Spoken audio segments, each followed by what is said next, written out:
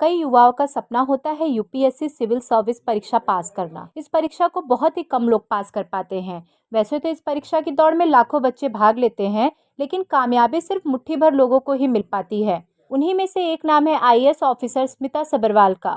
स्मिता सभरवाल की सफलता की कहानी आज कई युवाओं के लिए प्रेरणा का स्रोत बनी हुई है। स्मिता सभरवाल ने सिर्फ 23 साल की उम्र में सिविल सर्विस परीक्षा पास की थी। तो आइए जानते हैं कौन है आईएएस स्मिता सभरवाल।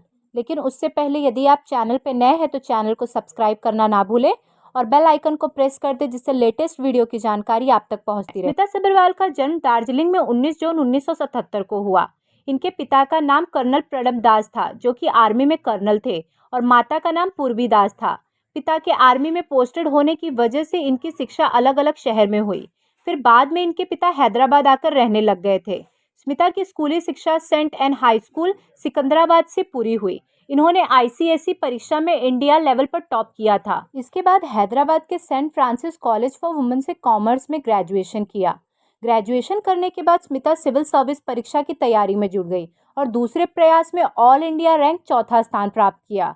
उस वक्त उनकी उम्र महज 23 साल की थी। स्मिता सभरवाल ने अपने बैचमेट और 2001 बैच के आईपीएस ऑफिसर डॉक्टर अकुन सभरवाल से साल 2004 में शादी की। उनके 2 बच्चे हैं, एक बेटा है नानक सभरवाल और बेटी भुवी सभरवाल। स्मिता शुरुआत से ही पढ़ाई में टॉपर थी। 12वीं क्लास में टॉप करने के बाद पिताजी ने सिविल सर्विस में जाने की इच्छा जताई। स्मिता ग्रेजुएशन के बाद सिविल सर्विस परीक्षा की तैयारी में जुट गई।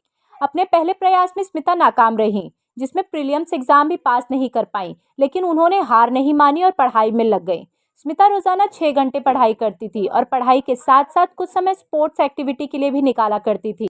दूसरे प्रयास में अपनी मेहनत के दम पर यूपीएससी सिविल सर्विस परीक्षा में चौथी रैंक पर आई और सिर्फ 23 साल की उम्र में आईएएस अधिकारी बन गई। स्मिता का कॉमर्स बैकग्राउंड होने के बावजूद भी उन्होंने ऑप्शनल सब्जेक्ट में एंथ्रोपोलॉजी और पब्लिक एडमिनिस्ट्रेशन चुना। अपने डेली करंट अफेयर के लिए वो न्यूज़पेपर और मैगजीन पर निर्भर रहा करती थी।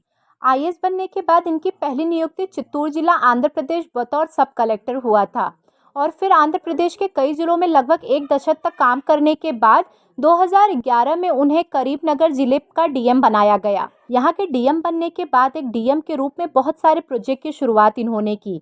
जैसे एक प्रोजेक्ट का नाम है अम्माल लाना, जिसकी शुरुआत स्मिता ने की थी और यह प्रोजेक्ट सफल रहा और इसी सफलता के चलते स्मिता को प्राइम मिनिस्टर एक्सीलेंस अवार्ड से सम्मानित किया गया। स्मिता के करीमनगर को बेस्ट टाउन का भी अवार्ड मिला है। आज के समय में स्मिता सभरवाल तेलंगाना के मुख्यमंत्री कार्यालय में तैनात है। तेलंगाना के मुख्यमंत्री कार्यालय में तैनात होने वाली पहली महिला आईएएस अधिकारी स्मिता है।